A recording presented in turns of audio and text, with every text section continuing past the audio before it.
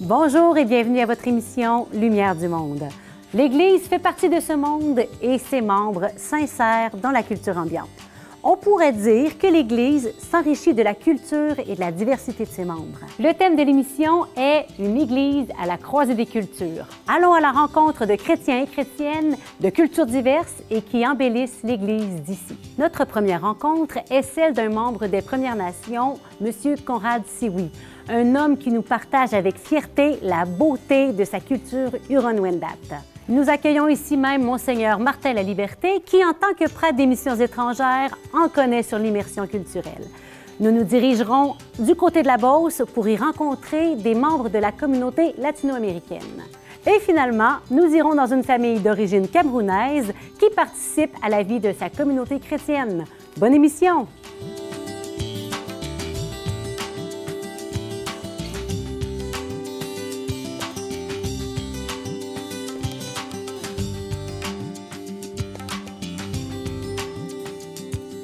Monsieur Conrad Sioui est un homme politique fort connu et apprécié dans la grande région de Québec.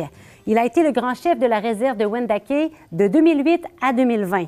Son rayonnement dépasse largement celle de sa ville puisqu'il fut élu à plusieurs reprises chef régional de l'Assemblée des Premières Nations du Québec et du Labrador. Nous allons aujourd'hui à sa rencontre.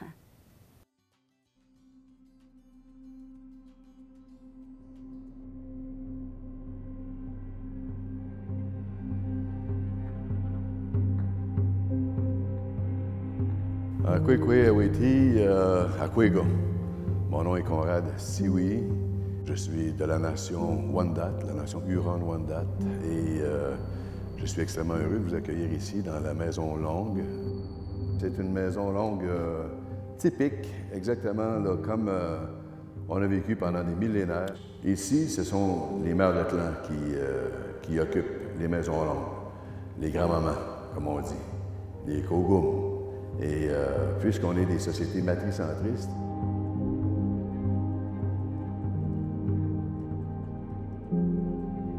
j'ai eu la chance et la possibilité de vivre dans une famille traditionnelle, une famille où j'ai appris la culture, les valeurs, avec des cousins, cousines, amis, une collectivité, une communauté extrêmement riche et en même temps, bien sûr, pieuse. On a été élevés dans des valeurs chrétiennes, c'est sûr. Déjà, moi, à 5 ans, je voulais absolument servir la messe. Mais pour servir la messe, je devais absolument apprendre toutes mes prières en latin. Alors, le Suscipiat, par exemple, Suscipiat Deus sacrificium de manibus tui, ad laudam et gloriam nominis tui, adituitatem quoque nostram, tutiusque ecclesiae sui sancte. On vit... par exemple, si la grand-maman est du clan de la tortue, bien, la longue maison est une longue maison tortue. Alors, ce sont tous des gens qui font partie du clan de la tortue qui demeurent dans la longue maison. Ma grand-mère maternelle a été pour nous autres un flambeau dans la nuit. Une lumière a été pour nous autres quelqu'un d'extrêmement important, Elle a été veuve à 47 ans, avec une famille de 6 enfants. Notre grand-mère nous a inculqué des valeurs vraiment, là, fondamentalement humaines, bonnes. Elle travaillait du matin jusqu'au soir. On l'aidait beaucoup, par exemple. Il fallait tous participer.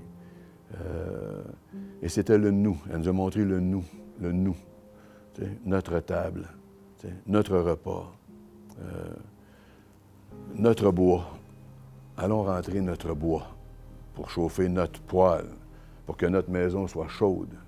Le nous, c'était toujours dans le nous. Et on est élevé dans le nous. Après avoir travaillé toute la journée, elle se réveillait à 4h30 du matin, elle descendait. Et puis, elle commençait à chauffer son poêle à bois. Et puis, faisait froid, là. On était emmitouflés dans nos couvertures, puis on entendait notre grand-mère descendre, puis d'un coup, on sentait la chaleur un peu, puis on se réveillait, puis comme des petits oiseaux dans un nid. Et elle nous a couvés comme ça. Elle a pris soin de nous autres, c'est incroyable. Elle nous a aimés tellement. On a senti l'amour véritable. Et puis, là, arrivé à 7 heures, Parce que Monseigneur Roy, il disait chapelet aux radios. Et puis là, il fallait être prêt pour qu'elle puisse terminer sa besogne, son travail, pour qu'on puisse faire le chapelet, dire le chapelet avec grand-maman. Et des fois, et souvent, on était capable d'arriver à temps parce qu'on l'aidait aussi pour d'autres choses, pour arriver, pour être prêt pour le chapelet. Puis on en faisait des bouts à genoux, et puis des bouts assis. C'était un grand plaisir qu'on avait de le faire parce qu'on le faisait avec notre grand-mère qu'on adorait. On l'a fait aussi avec nos parents souvent aussi, le chapelet.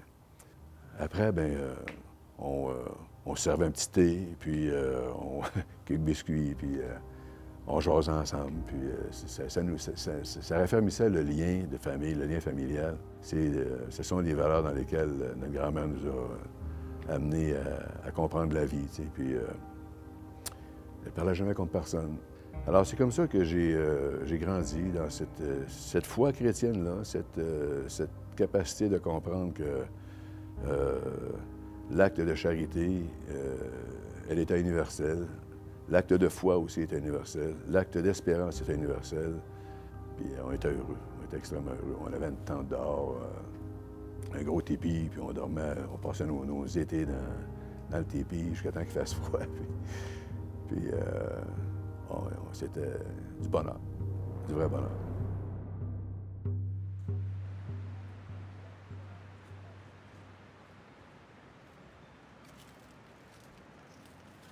J'ai eu des enfants Andy Richard, j'ai eu Ascan. Andy Richard est décédé à l'âge de 18 ans. Ça a été ma plus grande peine. Elle vit avec moi dans mon cœur à chaque instant de ma vie, jusqu'à la fin de ma vie aussi. Et puis Ascan qui a été courageux, qui a surmonté l'épreuve du décès de sa sœur.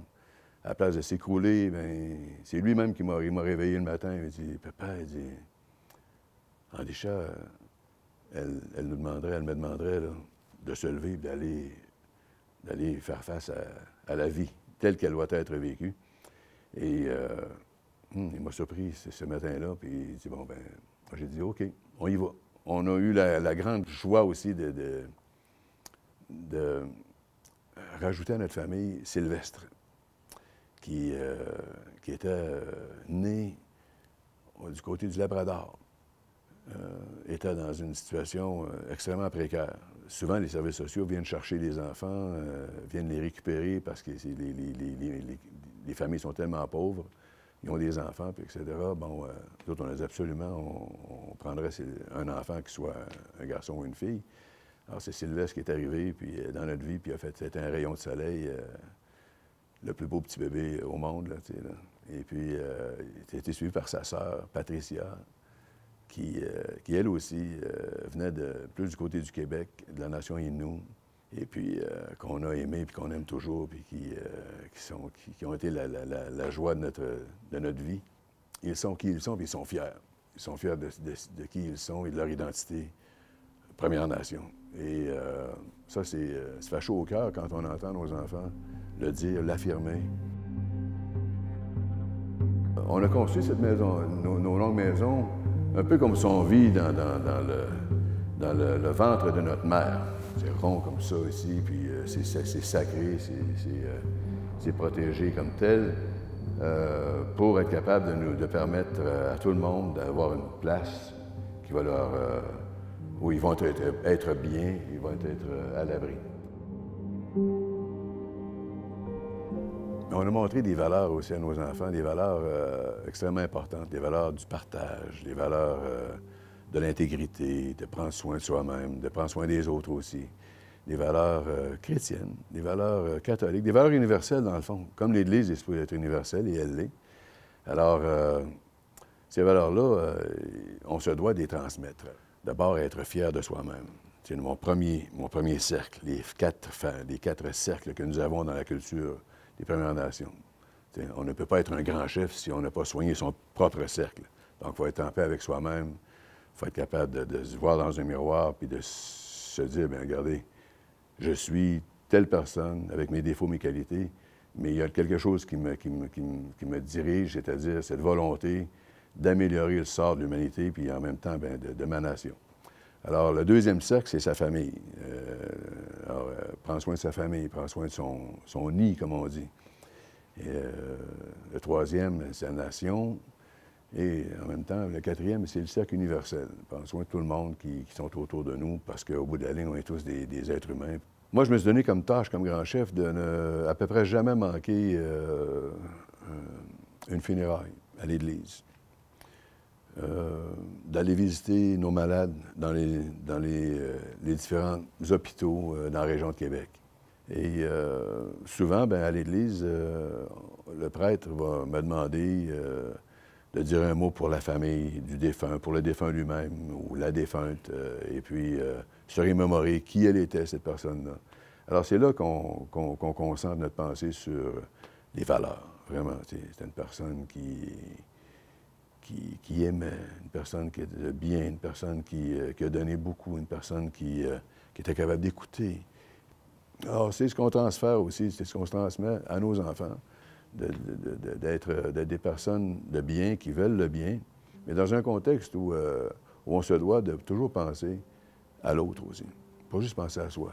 On va dire, comme le grand chef John Lawton disait tout le temps, il disait, on est intact, avec nos forces, avec nos faiblesses, mais aujourd'hui, encore aujourd'hui, on est intact. Nous sommes qui nous sommes.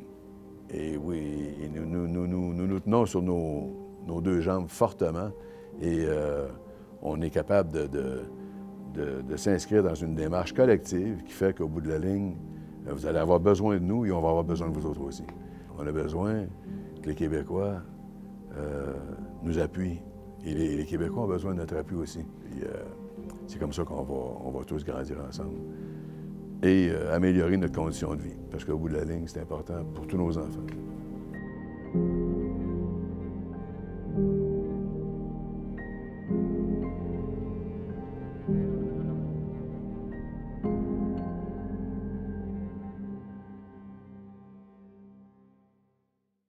Albertini et Raoul sont au Québec depuis quelques années.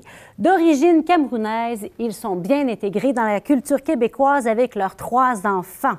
Ils s'impliquent activement dans leur communauté chrétienne de la paroisse Notre-Dame de Beauport. Allons à leur rencontre. Albertini et Raoul sont vraiment super bien intégrés, puis on vient les rencontrer pour voir avec eux leur itinéraire de vie, leur itinéraire de foi, de Yaoundé à Québec. Au Cameroun, nous avons été longtemps impliqués dans nos différentes paroisses, notamment la paroisse Sainte-Anne d'Obili, où on faisait partie du laïcat mariste. On faisait également partie du groupe des catéchistes. Il y avait aussi des groupes de prière dans lesquels on cheminait. Bien, la famille est là, mes enfants sont là, grand-maman est là. Ensuite, vous êtes arrivé au Québec. Est-ce que ça a pris du temps avant que vous puissiez vous intégrer dans une communauté chrétienne? Bien, en fait, moi, j'arrive au Québec en 2010, à Longueuil, et ma paroisse était Saint-Jean-Marie-Vianney. Donc, mon épouse n'étant pas là, on avait l'habitude de s'impliquer ensemble en couple dans les activités de l'église. Donc, j'étais un peu comme un chrétien du dimanche, là, j'y allais chaque dimanche quand même. Et quand mon épouse est arrivée en 2011, ben, on a intégré la chorale déjà, la chorale de Saint-Jean-Marie-Vianney. Oui, quelque chose à voir. Une fois arrivé à Québec, on a continué à cheminer, à aller en paroisse. Au début, on allait juste à l'église comme tous les chrétiens du dimanche.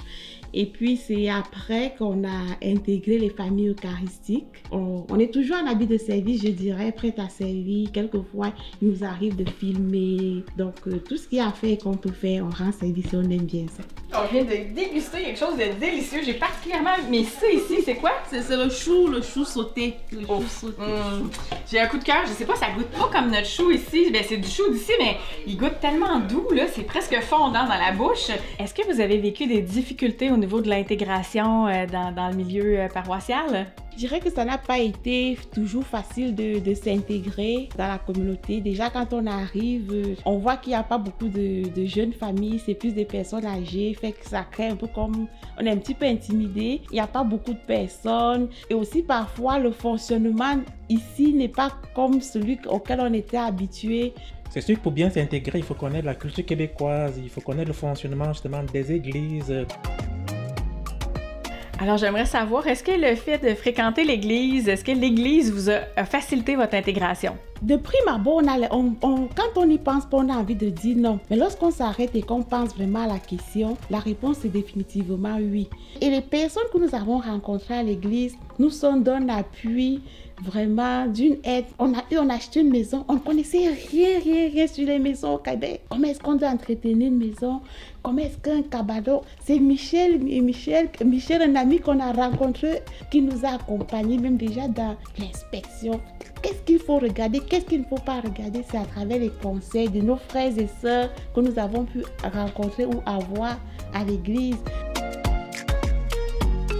Avez-vous un truc à nous donner ou pour faciliter l'intégration des gens qui arrivent, des nouveaux arrivants? Ben, un truc qui pourrait aider, ce serait d'aller vers les personnes et puis les interpeller, oser demander. Au Cameroun, on va vers les gens, parfois on arrive, on veut bien servir, mais on ne sait pas. Fait que si quelqu'un vient vers nous, ose nous le demander, certainement, il y a des personnes qui vont pouvoir répondre favorablement. Il y a eu un ressourcement organisé avec des amis et à ce moment, il a été question justement d'amener les éléments de nos différentes cultures. Donc, on avait fait une procession de la parole à la façon camerounaise et justement, pendant que la procession avançait, tout le monde, on a débuté avec les enfants, les Africains, mais après, toute l'assemblée s'est joint à la procession. C'est dansant et puis ça fait juste du bien.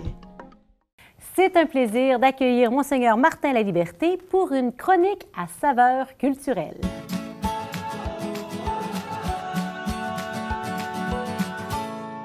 Bonjour, Monseigneur Laliberté.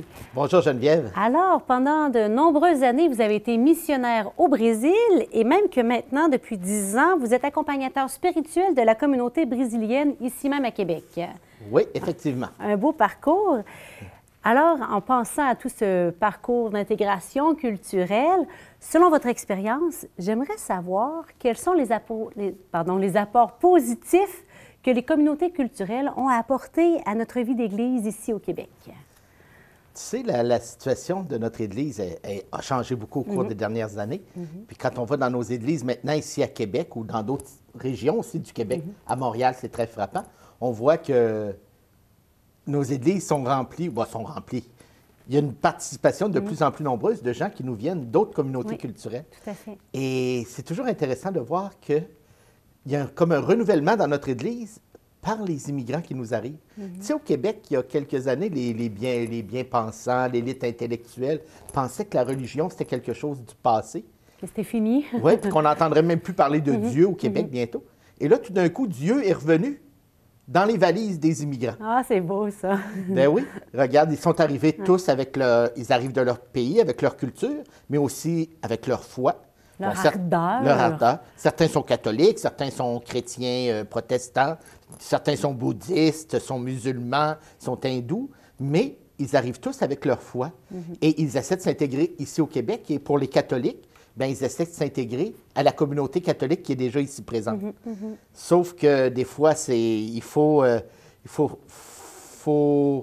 qu'il y ait un mouvement des deux côtés. Une intégration de ceux qui arrivent à nos communautés chrétiennes et un accueil des communautés chrétiennes d'ici à ces gens-là qui nous arrivent. Mais souvent, ils arrivent, ils sont des jeunes familles. Alors, ils redonnent une certaine vie à notre Église, aussi dans des façons de vivre la foi un peu différentes, dans des rythmes différents, rien qu'au niveau de la liturgie. Alors, ils peuvent redonner vie à nos communautés dans la mesure où il y a une rencontre qui se passe entre les deux. Et dans quelques minutes, justement, nous verrons un reportage sur des membres d'une communauté hispanophile du côté de la Beauce. Ça peut sembler surprenant, car c'est le genre de situation qu'on rencontre habituellement plus en ville, dans une situation urbaine. Mais il paraît qu'il y a un nouveau projet qui se développe justement avec cette communauté. Est-ce que vous pouvez nous en parler? Bien oui, depuis quelques années, par exemple, dans le secteur de la Beauce, il y a beaucoup d'entreprises, de petites, moyennes entreprises qui emploient de plus en plus des travailleurs qui viennent de l'étranger. Dans l'agriculture aussi, il y a beaucoup de travailleurs temporaires étrangers et beaucoup de langue espagnole. Et les communautés chrétiennes dans ce coin-là sont vues comment on fait pour accompagner ces gens-là. Et tout récemment, on a nommé un jeune prêtre, Jonathan Chavez, dans la paroisse de Sartigan, Notre-Dame des Amériques, en Beauce. Et puis, il y a aussi un diacre permanent qui vient d'arriver il y a 2 ans de Colombie, qui était déjà diacre permanent quand il est arrivé. Il est ordonné en Colombie. Et maintenant, il travaille dans une entreprise en Beauce. Et là, il y a un projet dans la paroisse pour développer une pastorale ou un accompagnement pour les familles de langue espagnole, hispanophone, latina, de la Beauce. Alors, c'est quelque chose de tout nouveau. Parce qu'il y en a des temporaires, mais il y en a qui sont venus aussi pour s'établir, pour rester ici. Et il y a beaucoup de familles, c'est ça.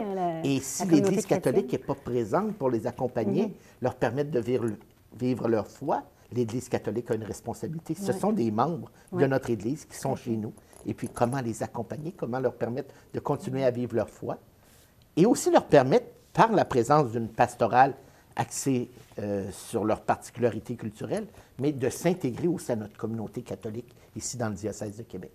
Merci, Monseigneur. Ça nous remonte l'importance de ne pas rester en vase clos chacun dans notre manière de faire, mais d'en venir aussi à une rencontre réelle et profonde. Bien, c'est ce qu'est l'Église. L'Église, elle est universelle. C'est une fraternité entre nous. Il n'y a plus de Juifs, ni de Grecs, ni d'esclaves, ni d'hommes libres. Tous nous formons l'Église et on peut s'enrichir. Et l'expérience du Christ vécue par l'autre peut enrichir ma propre expérience du Christ. Un grand merci. Ça me fait plaisir. À bientôt. À bientôt. Notre équipe s'est déplacée l'été dernier du côté de Saint-Éphrem, en Beauce, à la rencontre de membres de la communauté latino-américaine qui y habitent, y travaillent et s'y intègrent de plus en plus. On va prier aussi pour rendre grâce au Seigneur pour ce qu'on a fait aujourd'hui avec nos amis de langue espagnole.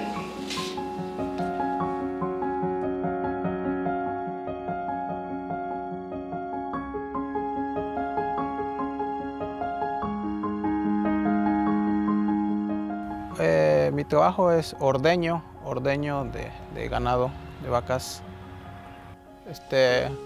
Allá hay mucha pobreza, en el extremo también que no hay trabajo y el trabajo que hay no es bien pagado. Entonces, lo mío es algo maravilloso. La première fois que j'ai vu Philippe, c'était après une célébration à l'église. Il essayait de dire quelque chose qu'il aimerait vivre, puis il n'y arrivait pas. C'est sûr que je ne comprenais pas du tout l'espagnol. Cuando yo vine siempre iba a la iglesia. Yo le pedía a Dios que quería hacer la confirmación. Tout à coup, il est passé une sœur qui avait déjà été en Argentine pour juste un projet, mais elle avait appris un peu d'espagnol. Puis elle a compris qu'il voulait être confirmé. Il est devenu tellement rayonnant, c'est comme si on répondait à son invitation d'aller plus loin dans sa démarche spirituelle. Me contó que hermana Cecilia iba a venir en septiembre y hablaba espagnol. Alors j'aime beaucoup les Latinos c'est des gens de cœur, des bonnes gens. Ils trouvent que les Québécois sont accueillants. Tu sais, ils nous voient puis toujours ils vont essayer de nous saluer en espagnol, même si c'est pas grand-chose. Elle l'a rencontré pendant 1 an, toutes les semaines. Et nous, on entrait dans le projet, on l'a reçu ici pour des repas parce qu'il était tout seul, lui. Et comme ils me disent, quelle différence de culture. A mí Dios me ha dado mucha fuerza porque es duro porque nosotros dejamos a nuestra familia y hay muchos que han renunciado. Mi esposa se llama Yulma Anayansi Chávez de Vargas. Nosotros nos conocimos en un retiro de la iglesia. Y a pesar que teníamos solo 1 mes de estar casados y venirme aquí a trabajar, ella me ha esperado y yo sé que me está esperando ahorita que yo llegue.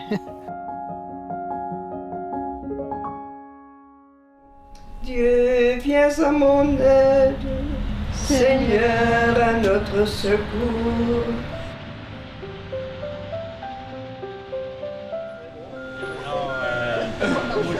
Muy grande, mucho grande. Oui, muy grande.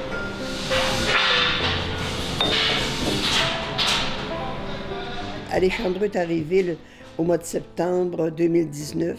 Par hasard, un jour, j'ai vu ces gens-là dans une rencontre culturelle, et j'ai vu que c'était des Latinos. Je me suis approchée, j'ai dit « Buenas tardes ». Alors, ils ont aimé ça. Ça fait pas longtemps qu'ils m'ont encore dit « Sœur Cécilia, on n'oubliera jamais ça, ce que vous avez fait cette journée-là ». On a aidé aussi à leur trouver des meubles pour leur appartement parce qu'ils n'avaient rien. Les gens se démènent assez pour trouver des logements. Là. Il n'y a plus rien comme loyer, plus rien comme... Il y a des gens qui achètent des maisons pour être capables de faire des chambres pour les loger.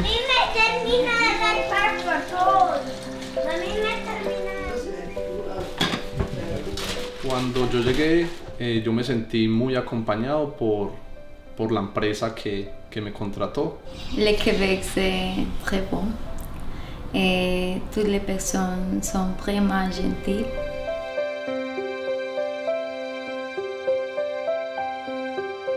On parlait de la maisonnée, Monseigneur parlait des maisonnées. J'ai dit, hey, j'aurais le goût de faire une maisonnée avec mes Latinos. Alors, je les ai invités. Tous les vendredis soirs, on se réunit pour partager la parole de Dieu sur Messenger. Para mí fue una felicidad muy grande, porque sentía la necesidad de comunidad. Personalmente, me regala mucha paz interior, muchas enseñanzas. A mí me sirve porque cada viernes me encuentro con un Dios de amor y me recuerda cuánto me ama en su palabra. Seul, même si je parle espagnol, je pourrais rien faire si j'avais pas une communauté qui m'accueille. Hein? Denise puis Suzanne sont toujours là intéressées quand je reviens d'un cours de français ou d'espagnol ou encore que je reviens de la maisonnée. Ils sont là, ils s'intéressent à ce que je vis.